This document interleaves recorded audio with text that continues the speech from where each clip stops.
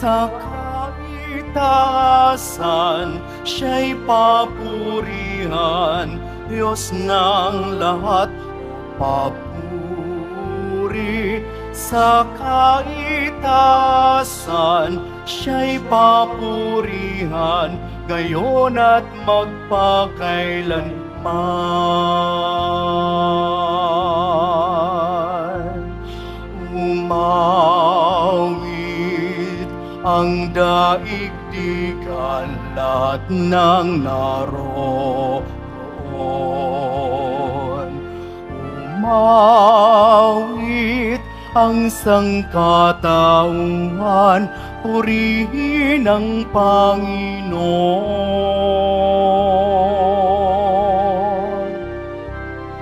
Papuri sa kaitasan, siya'y papurihan, Diyos ng lahat.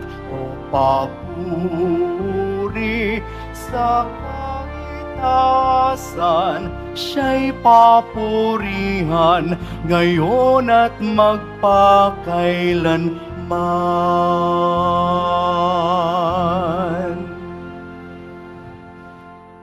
Simulan po natin ang pagdiriwang sa ngalan ng Ama at ng Anak at ng Espiritu Santo. Amen. Sumainyo ang Panginoon. At sumaiyo rin. Mga kapatid, tayo pong lahat ay nagkakatipon bilang isang mag-anak ng Diyos sa pagdiriwang ng banal na Eukaristiya.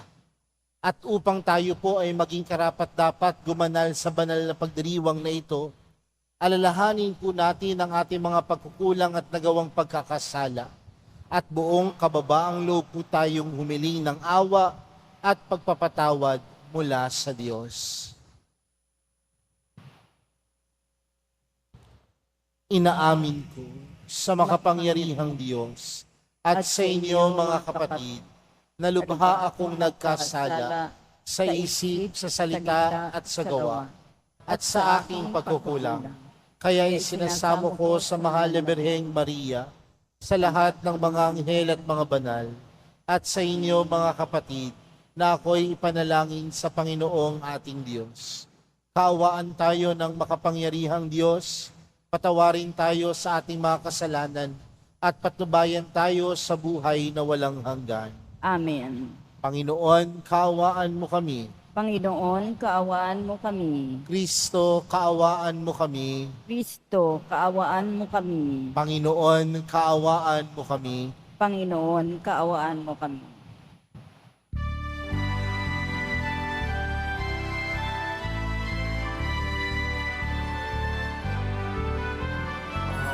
Papuri sa Diyos, papuri sa Diyos, papuri sa Diyos sa kaitaasan,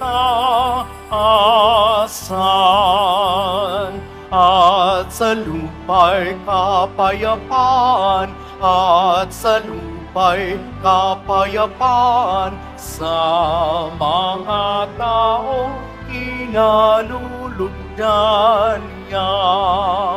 Pinupuri ka namin, dinarangal ka namin, sinasamba ka namin, ipinagbubuni ka namin, pinasasalamatan ka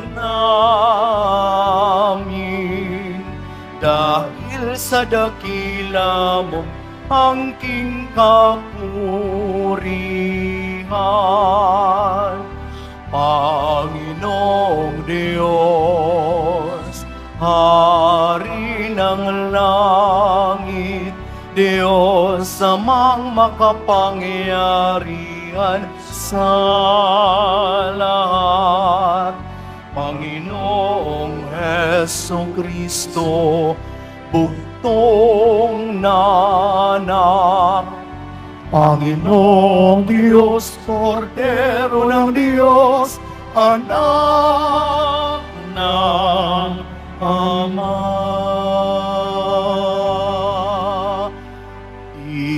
Ikaw na nagaling ang mga kasalanan ng sanlibutan. Maawa ka, maawa ka sa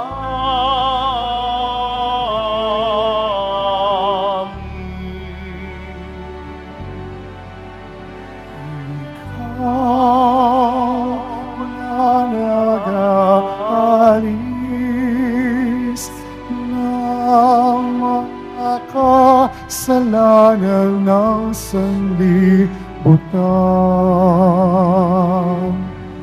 Tanggapin mo ang aming kahilingan. Tanggapin mo ang aming kahilingan. Hindi ka na naluluklok sa kanan ng Ama. Maawa ka sa amin, sapagkat ikaw lamang ang banal at ang kataas-taasan. Ikaw lamang Jesucristo, ang Panginoon, kasama ng Espiritu Santo sa kadakilaan ng Diyos sama. Amen.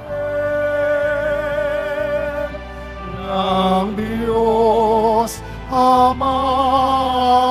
Amen. Papuri sa Diyos, papuri sa Diyos, papuri sa Diyos sa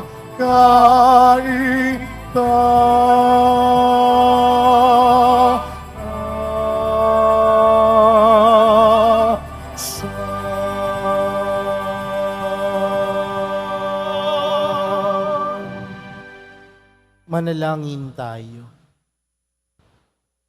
Ama naming makapangyarihan, lubin mong aming may pagdiwang ang kapistahan ni Apostol Santo Tomas, upang matuwangan niya kami sa pagdalangin kami magkamit ng buhay, sa ngalan ng kanyang kinikilalang Panginoon, na si Jesucristo, kasama ng Espiritu Santo, magpa sa walang hanggan. Amen. Magsiupo muna ang lahat.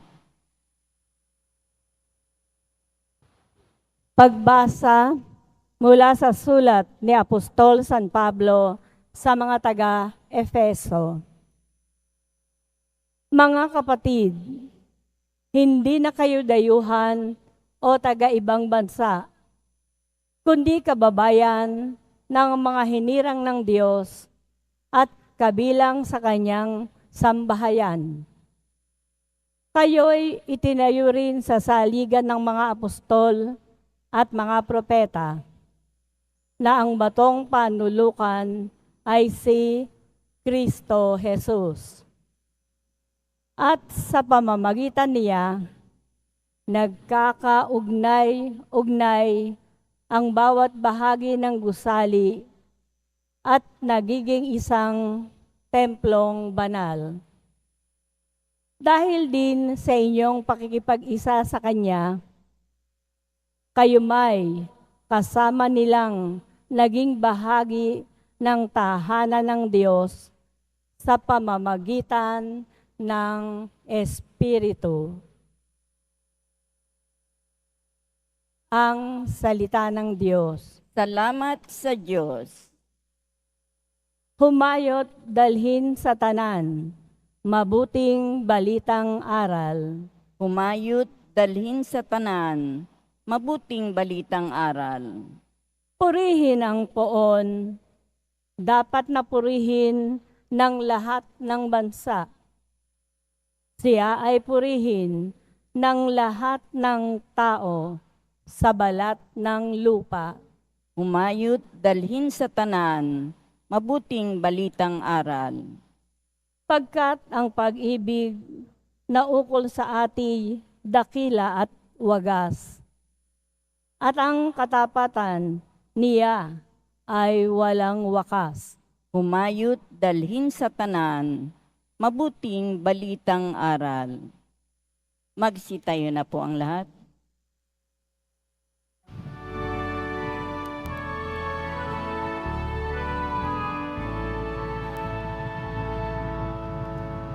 Alleluia, Alleluia, Alleluia,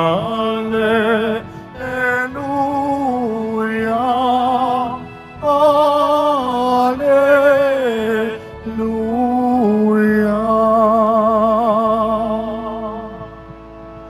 Mapalad at maligaya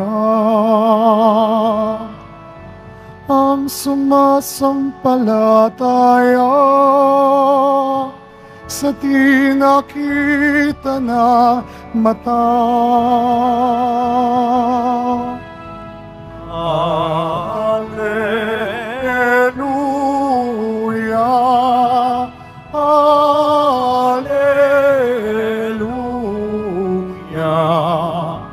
Alleluia, Alleluia.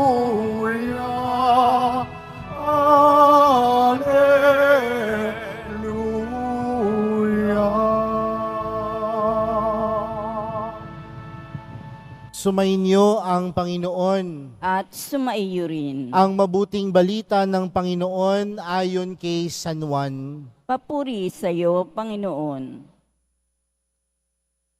Si Tomas na tinaguriang kambal, isa sa 12, ay hindi nila kasama nang dumating si Jesus. Kaya't sinabi sa kanya ng ibang alagad, "Nakita namin ang Panginoon." Sumagot si Tomas, "Hindi ako maniniwala hanggat di ko nakikita ang butas ng mga pako sa kanyang mga kamay at naisusuot dito ang aking daliri at hanggat di ko na ipapasok sa aking kamay sa kanyang tagiliran." Makalipas ang 8 araw, muling nagkatipon sa loob ng bahay ang mga alagad. Kasama nila si Tomas. Nakapinid ang mga pinto, ngunit pumasok si Jesus at tumayo sa gitna nila. Sinabi niya, "Sumainyo ang kapayapaan." Saka sinabi kay Tomas, "Tingnan mo ang aking mga kamay at ilapit dito ang iyong daliri. Ipasok mo ang iyong kamay sa aking tagiliran. Huwag ka nang mag-alinlangan, maniwala ka na." Sumagot si Tomas, "Panginoon ko at Diyos ko." Sinabi sa kanya ni Jesus, "Naniniwala ka na ba sapagkat nakita mo ako? Mapalad ang mga naniniwala kahit hindi nila ako nakita." Mga kapatid, ang mabuting balita ng Panginoon. Pinupuri ka namin, Panginoong Hesukristo. Magsiupo na ang lahat. Maganda po sa inyong lahat. Sa araw po na ito, ginugunita po natin ang kapistahan ni Apostol Santo Tomas. At alam po natin na si Santo Tomas ay kabilang sa 12 alagad ng Panginoon. At madalas kapag nababanggit po ang pangalang Tomas bilang alagad ng Panginoon, marahil ang unang bagay na pumapasok sa ating isipan na siyang alagad na nagduda sa muling pagkabuhay ng Panginoon. At yan po yung narinig natin sa ating ebanghelyo na binasa para sa araw na ito. Nagpakitang muli si Jesus sa kanyang mga alagad. At nung nagpakita si Jesus sa kanyang mga alagad, kumpleto sila. Ngunit wala si alagad na si Santo Tomas. Kaya nga, anong bati sa kanya ng kapwa niya alagad? Nakita namin ng Panginoon. Pero marahil nung mga oras na ito, May mga dahilan marahil kung bakit wala si Santo Tomas.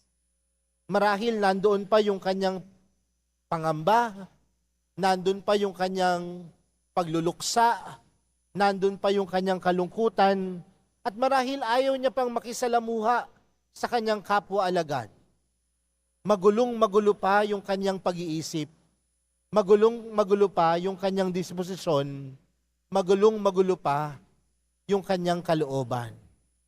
Kaya nga marahil nasabi na lamang ni Santo Tomas, maniniwala lamang ako kung maipapasok ko ang aking daliri o ang aking kamay at may susuot dito ang aking mga daliri. Mga kapatid, minsan sa buhay din natin, may mga pagkakataon na tayo din ay gulong-gulo. May mga pagkakataon na tayo ay puno din ng hinagpis ang ating puso. May mga pagkakataon din na puno ng lungkot ang ating mga buhay.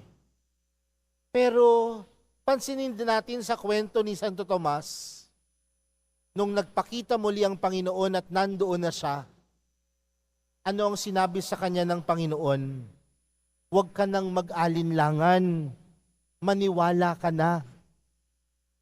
At ano ang tugon ni Santo Tomas? Panginoon ko at Diyos ko. Mula sa pag-aalangan, mula sa pagkakaroon ng magulong isipan, yung tiwala bumalik. Yung tiwala ni Santo Tomas namutawi muli kay Jesus. At anong pinapahintulot nito sa atin mga kapatid para sa araw na ito?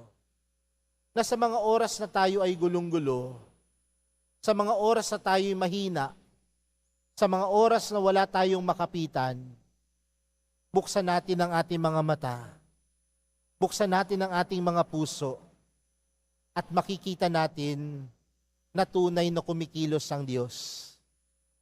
Sa kabila ng kalungkutan na nararanasan natin, kasama natin ang Diyos.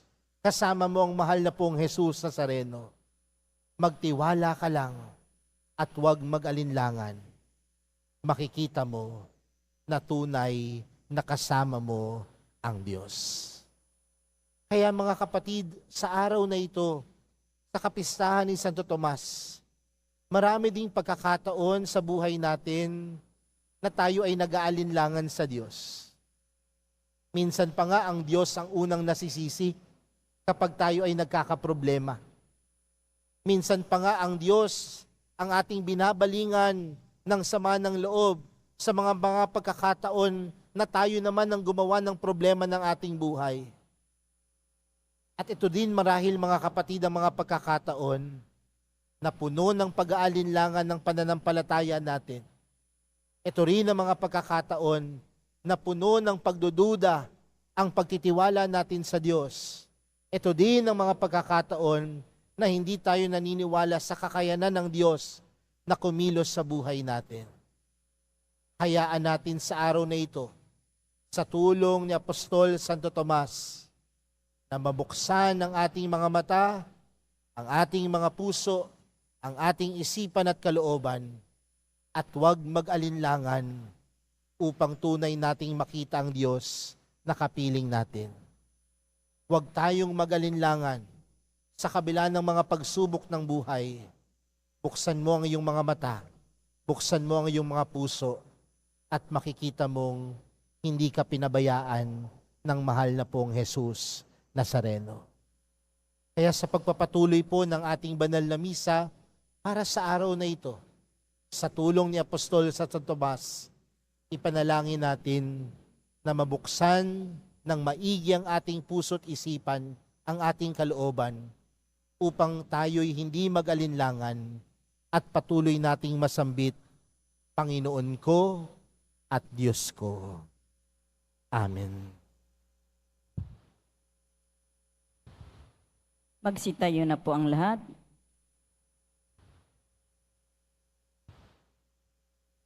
Minamahal kong mga kapatid, taglay ang pananampalataya ni Kristong muling nabuhay ng mga sugat ang tanda ng kanyang tagumpay. Ilapit natin ang ating mga kahilingan sa Ama ng Habag, ang ating panalangin Panginoon, tulungan mo kami sa aming kahinaan. Panginoon, tulungan mo kami sa aming kahinaan. Bilang isang simbahan, naway hindi tayo magkulang sa pagpapahayag ng ating pananampalataya sa mga taong hindi sumasampalataya. Manalangin tayo. Panginoon, tulungan mo kami sa aming kahinaan. Ang simbahan sa Asya, naway magkaroon ng paglago. Manalangin tayo. Panginoon, tulungan mo kami sa aming kahinaan. Ang mga nakalugmok sa pagiging makasalanan at kawalan ng pananampalataya, naway mapangibabawan ang kanilang pag-aalinlangan at yakapin ang tunay na pananampalataya.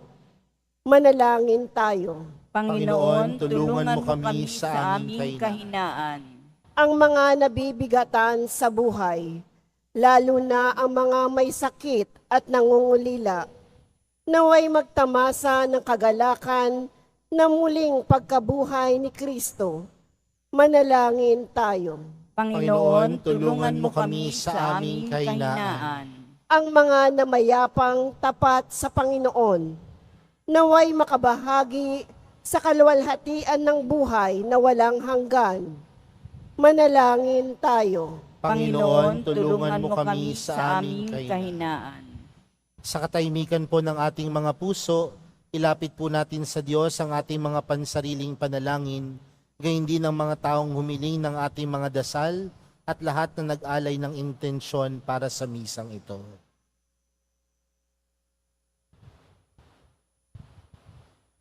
Ama, sa pagluhog namin sa iyo ng aming mga kahilingan, palalimin mo ang aming pananampalataya upang tulad ni Santo Tomas, ibigin at sambahin ka namin ang iyong anak na nabubuhay at naghahari magpa sa walang hanggan. Amen. Magsiupo muna ang lahat.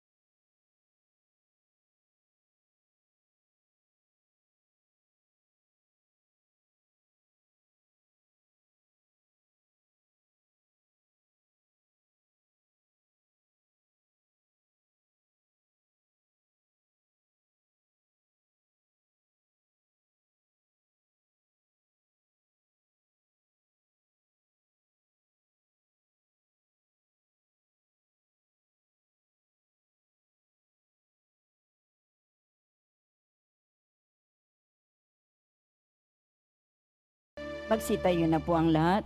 Manalangin po kayo mga kapatid upang ang paghahain natin ay kalugdan ng Diyos, amang makapangyarihan. Tanggapin nawa ng Panginoon itong paghahain sa iyong mga kamay, sa kapurihan niya at karangalan, sa ating kapakinabangan at sa buong sambayanan niyang banal. Ama naming lumikha, inihahain namin ang aming paglilingkod. Kalakip ang dalangin itaguyod mo ang iyong mga kaloob sa amin.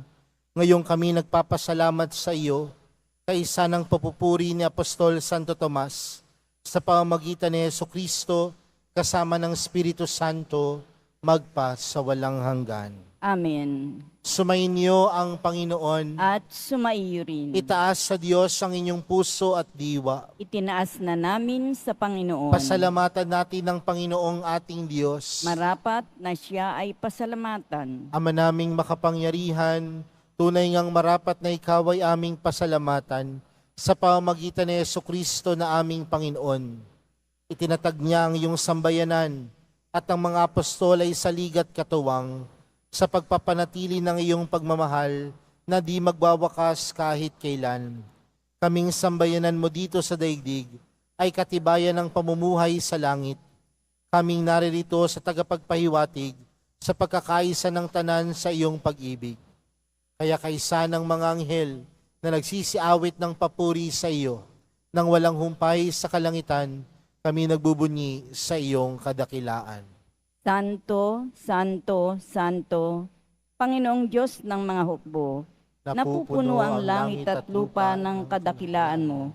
Osana sa kaitaasan, pinagpala ang naparirito sa ngalan ng Panginoon. Osana sa kaitaasan, magsiluhod po ang lahat. Ama naming banal, ikaw ang bukal ng tanang kabanalan. Kaya't sa pamagitan ng iyong Espiritu, gawin mong banal ang kaloob na ito upang para sa aming maging katawan at dugo ng aming Panginoong Hesukristo. Bago niya pinagtiis ang kusang loob na maging handog, hinawakan niya ang tinapay, pinasalamatan kaniya, pinaghati-hati niya iyon, iniabot sa kaniyang mga alagad at sinabi, tanggapin ninyong lahat ito at kanin.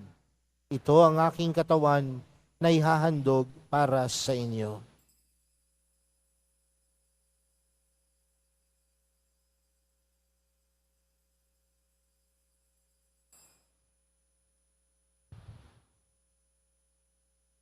Gayon din naman noong matapos ang hapunan, hinawakan niya ang kalis. Muli kaniyang pinasalamatan. Iniabot niya ang kalis sa kaniyang mga alagad at sinabi, tanggapin ninyong lahat ito at inumin. Ito ang kalis ng aking dugo, ng bago at walang hanggang tipan. Ang aking dugo na ibubuhos para sa inyo at para sa lahat, sa ikapagpapatawad ng mga kasalanan. Gawin niyo ito sa pag-alala sa akin.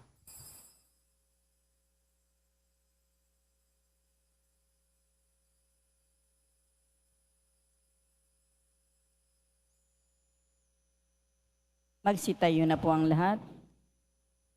Ipagbunyi natin ang misteryo ng pananampalataya. Si Kristo'y namatay, si Kristo'y nabuhay, si Kristo'y babalik sa wakas ng panahon. Ama, ginagawa namin ngayon ang pag-alala sa pagkamatay at muling pagkabuhay ng iyong anak. Kaya't inaalay namin sa iyong tinapay na nagbibigay buhay at ang kalis na nagkakaloob ng kaligtasan. Kami nagpapasalamat dahil kami iyong minarapat na tumayo sa harap mo para maglingkod sa iyo. Isinasamo namin kaming magsasalo-salo sa katawan at dugo ni Kristo ay mabuklod sa pagkakaisa sa pamamagitan ng Espiritu Santo. Ama, lingapin mo ang iyong simbahang laganap sa buong daigdig. Puspusin mo kami sa pag-ibig kay San Francisco na aming Papa at ni Jose na aming Obispo at ng Tanang Kaparian. Alalahanin mo rin ang mga kapatid naming nahimlay nang may pag-asang sila'y muling mabubuhay, gayon din ang lahat ng mga pumanaw. Kaawaan mo sila at patuloyin sa iyong kaliwanagan.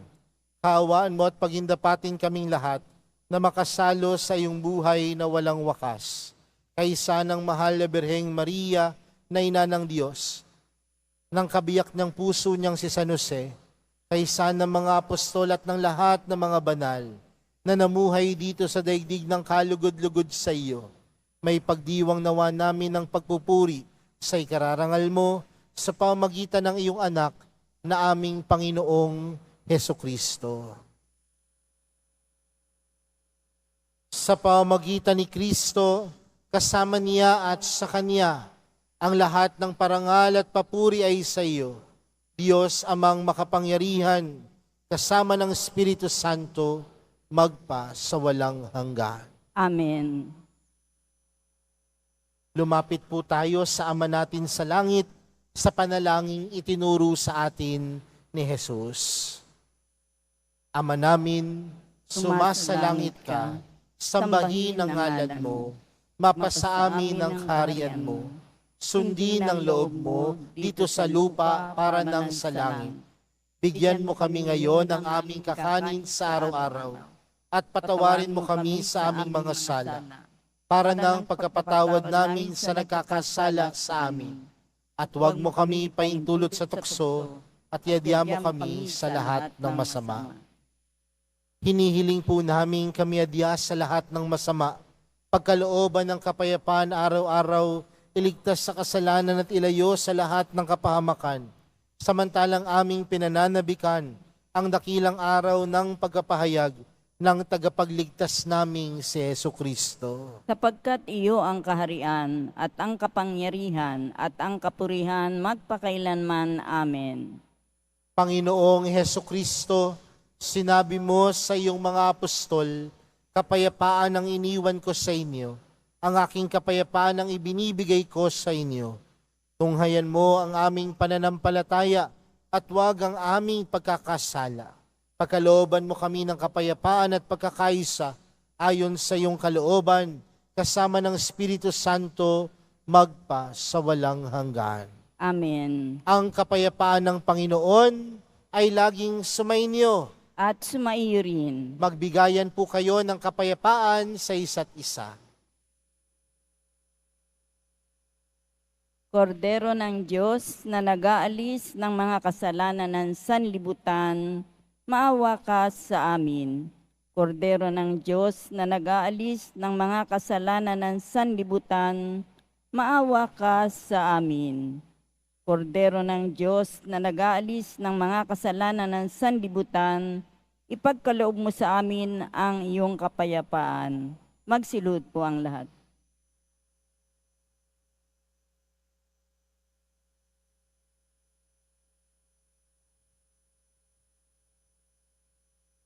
Mga kapatid, narito po si Jesus, ang kordero ng Diyos.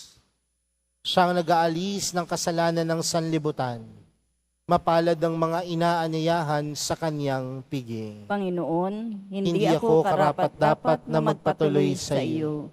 Ngunit sa isang salita mo lamang ay gagaling na ako. Isang lang ako. Walang hanggan.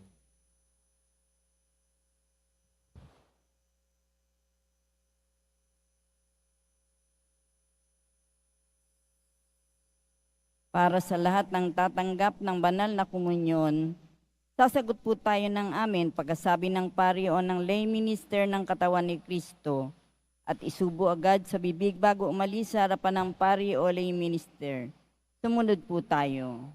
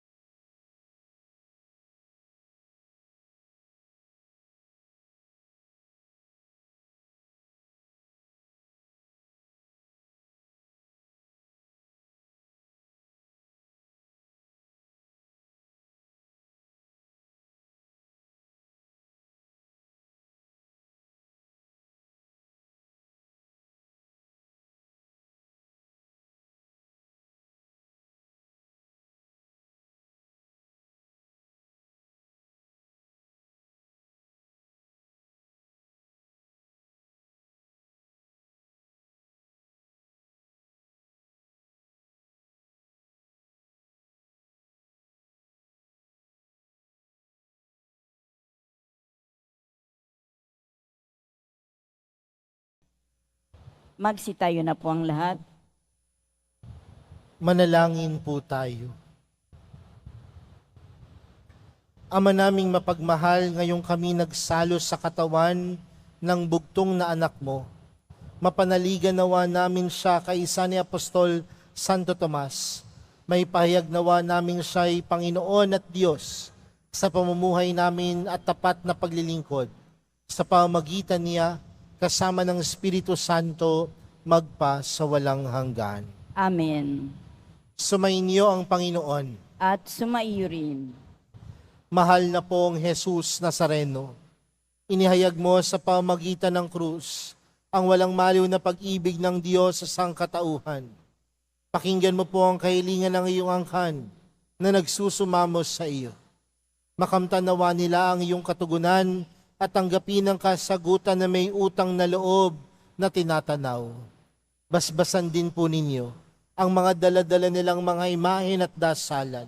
Sa pamamagitan ng bendisyon na ito, naway maalala nila ang mga pangako nila noon sa binyag, na ikaw ang kanilang iibigin at paglilingkuran bilang Panginoon, magpas sa walang hanggan. Amen. At pagpalain po kayong lahat ng makapangyarihang Diyos, Ama, Anak, at ng Espiritu Santo. Amen. Humayo kayong taglayang kapayapaan ng Poong Jesus Nazareno. Salamat sa Diyos.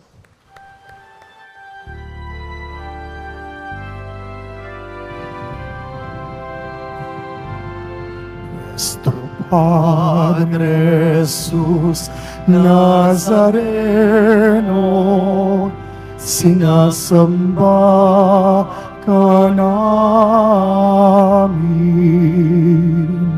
pinipinto ka namin,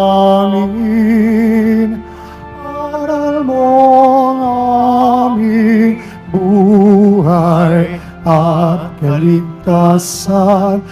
Nuestro Padre Jesús Nazareno, iligtas mo kami sa kasalanan.